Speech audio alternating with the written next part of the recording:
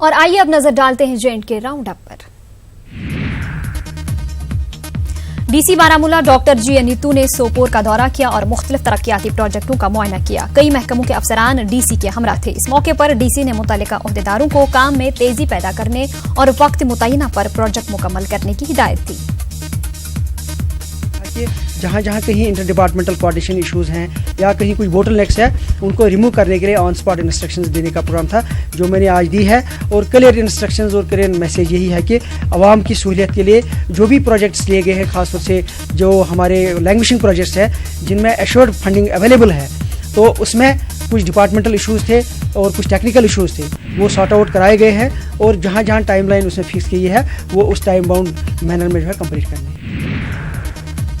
साल 2008 में एक मिलिटेंट हमले में शहीद हुए peoples forum for human values के बानी होशियार सिंह को आज सांबा में खराज अकीदत पेश किया गया।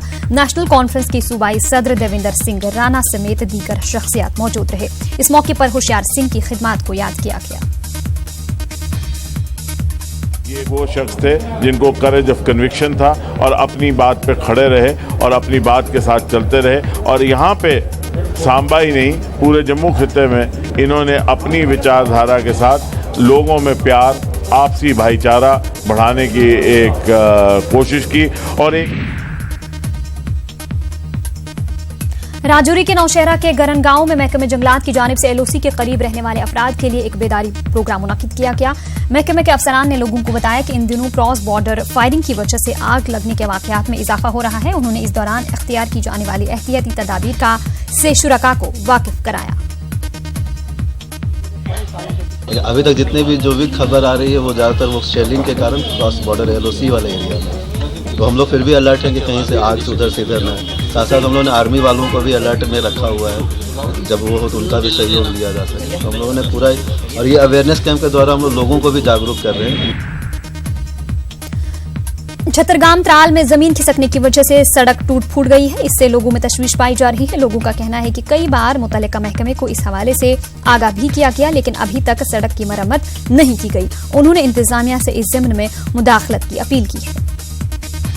कोई भी आदमी बीमार हो जाए, खुदा ना करे आग लग जाए, तो हमें गाड़ी यहाँ नहीं पहुँचेगी। फायर ब्रिगेड की बहुत भारी परेशानी में हम फंसे हैं। ये आदमी बीमार हो, बच्चे स्कूल जाते हैं, वो बेचारे कम से कम 4-5 किलोमीटर दूर जाते हैं, गाड़ी यहाँ आ नहीं सकती है कोई भी।